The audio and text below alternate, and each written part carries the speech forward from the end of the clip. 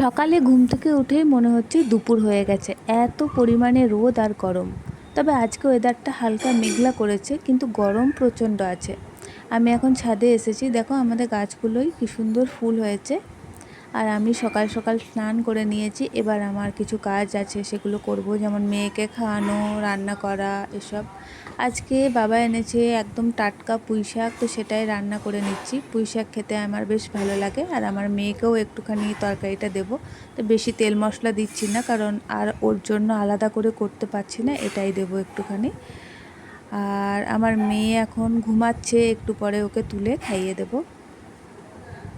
আর তোমাদের ওখানে কীরকম গরম পড়েছে জানিও তো। আমরা তো এখানে থাকতে পারছি না, এত গরম। আর আমরা থাকি দোতলায়, সেজন্য আরও বেশি পরিমাণে গরম। আর দেখো আমার মেয়ের খাবারটা বানিয়ে নিয়েছি। আজকে দিয়েছি ওকে সাবু আর ওটস দুটো মিক্সড করে, আর সাথে একটুখানি কলা দিয়েছি পেস্ট করে। এটা এখন একটু ঠান্ডা হতে দেবো, ততক্ষণে মেয়েকে উঠিয়ে দেবো।